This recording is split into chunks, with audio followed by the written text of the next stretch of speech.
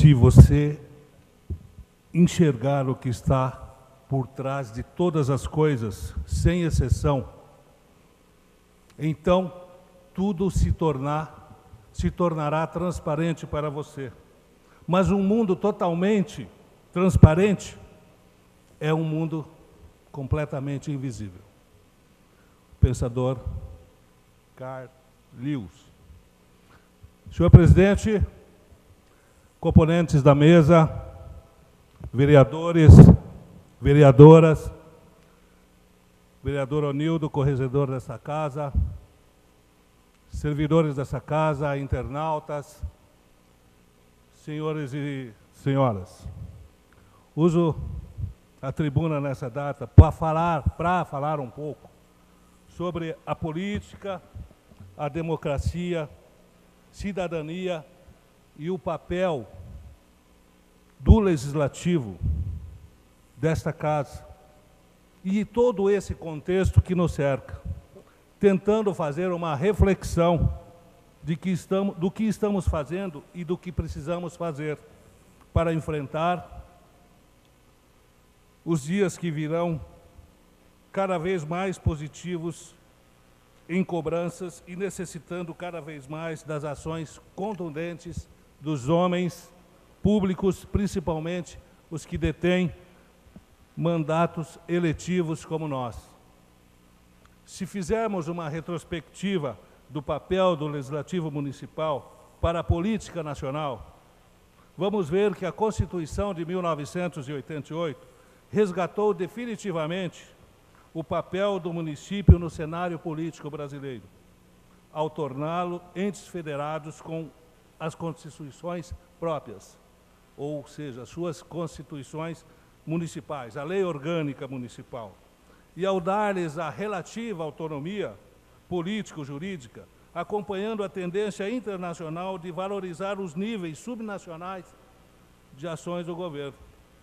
Os avanços descentralizadores de que já vinham ocorrendo antes de 88, através de sucessivas emendas constitucionais para ampliação dos percentuais do Fundo de Participação dos estados e dos municípios, tornaram-nos mais rápidos com a descentralização dos recursos fiscais.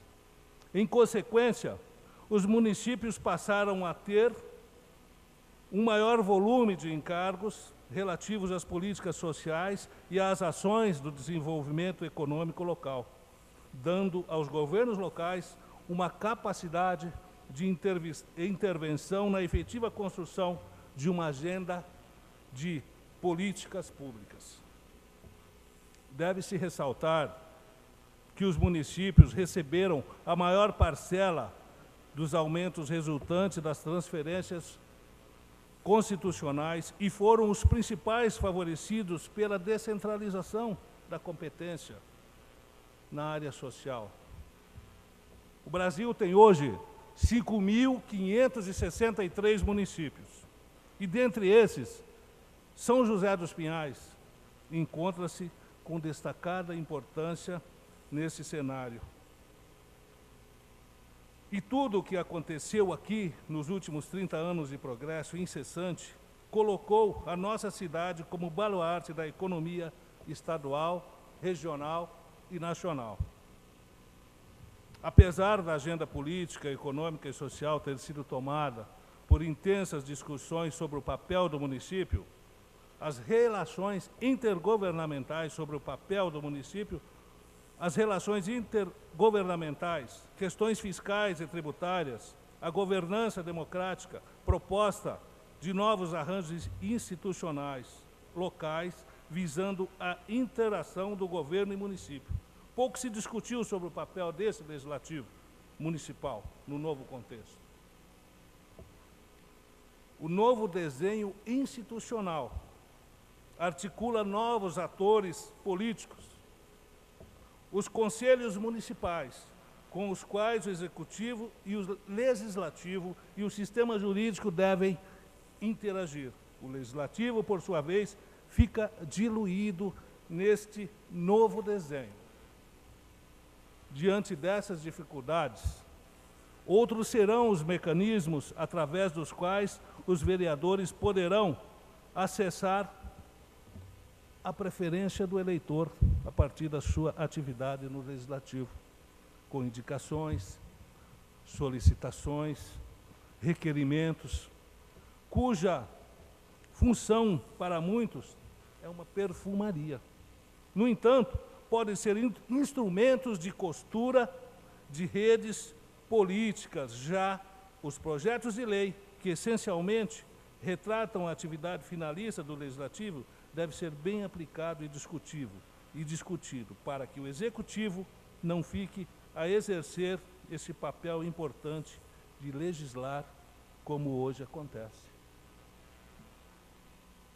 Portanto, senhores, a boa vontade deve prevalecer na análise dos projetos de lei apresentados pelos vereadores, que sistematicamente são vetados pelo Executivo, impondo até certa retaliação nas atribuições da Câmara Municipal, com um excessivo controle sobre nossas iniciativas, o que não é muito salutar para entendimentos futuros.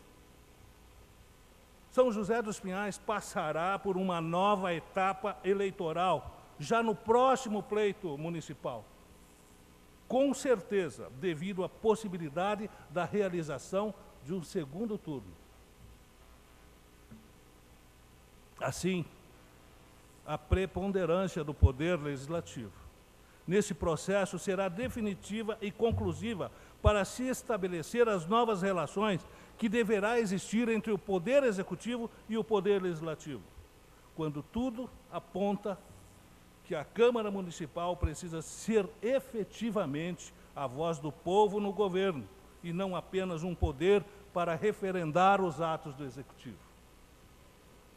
Não significa, senhores, dizer que se tem que aumentar a oposição, ou coisa que o valha, algo nesse sentido. Mas sim que devemos cada vez mais valorizar o nosso poder político, atribuído constitucionalmente e muitas vezes não reconhecidos. Devemos ser, como legisladores municipais, respeitados na mesma medida em que respeitamos o Executivo e outros poderes. Vivemos o 7 de setembro, que representa a nossa independência.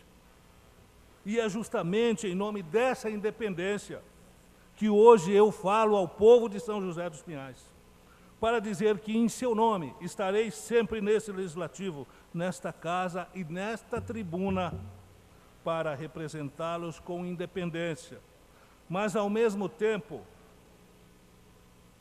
vinculados aos compromissos de respeito e dignidade aos direitos do nosso município, colaborando sim com a administração municipal, lado a lado, em tudo aquilo que for verdadeiro, que for ético e necessário ao bem comum, mas ao mesmo tempo nos opondo aos atos de desgoverno que venham a manchar a dignidade pública e lesar o povo que hoje necessita, indiscutivelmente, de mais saúde e mais segurança na nossa cidade. Assim, um novo planejamento deve ser discutido e nós, representantes do povo, como já dissemos, teremos um papel preponderante nessa missão de priorizar as ações do governo municipal nesse sentido, até, inclusive, com relação ao apoio que devemos externar aos futuros candidatos no próximo pleito que se aproxima, nacional e estadual. Sem uma Câmara Municipal ativa, não existirá verdadeiramente a prática da democracia, não existirá o contraditório, não existirá a medida certa, enfim, não existirá a representatividade popular verdadeira, e sim apenas a representatividade político-partidário disputando o poder. O governo municipal vive hoje e aumentará a intensidade amanhã, em decorrência das novas regras sobre as relações intergovernamentais e das novas funções que deve exercer em um período de reconfiguração da arena decisória dos processos de tomada de decisão, convivendo com duas lógicas distintas e contraditórias. A primeira, o tradicionalismo e as ações clientelistas que sempre caracterizaram o poder local. E a segunda, os procedimentos universais que caracterizaram as ações mais inovadoras das lideranças locais. Aparentemente, o que se tem hoje sobre o legislativo local indicam para a manutenção as características seculares que relacionam a baixa capacidade de legislar e uma atuação fraca diante de um executivo forte. E está aí o nosso sentimento. E até um singelo conhecimento científico sobre esse assunto.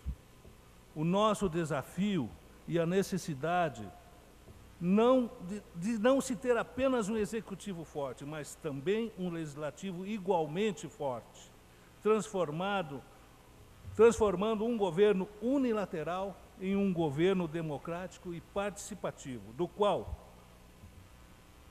o executivo e legislativo compartilhem as suas ações distintas num momento unicamente harmônico. Vivemos, nos últimos tempos, profundas transformações nas estruturas sociais e políticas do nosso país. Manifestações, badernas, invasões, destruições, mas, acima de tudo, a manifestação da vontade de um povo de que as coisas devem mudar. A dinâmica da vida mudou. A vida está sempre em mudança. Nada repousa. Tudo pulsa. Portanto, conceitos como democracia, cidadania e participação refletem tais mudanças e se transformam tanto quanto as estruturas sociais. Assim, nobres pares, nobres vereadores, termino essa fala pretendendo que vossas senhorias façam uma reflexão sobre o verdadeiro papel nesse legislativo, de que unidos nós podemos ser cada vez mais fortes e cada vez mais transformá-lo na voz do povo. Salve o nosso 7 de setembro, salve a independência do Brasil. Bendita seja a nossa liberdade. Eu muito obrigado, agradeço ao presidente pela concessão desse período e agradeço a Deus, a quem amo e sirvo. Muito obrigado. Não havendo mais oradores para o uso da palavra na tribuna, passamos à ordem do dia da presente sessão. Segundo turno de discussão e votação do projeto de lei número 159 de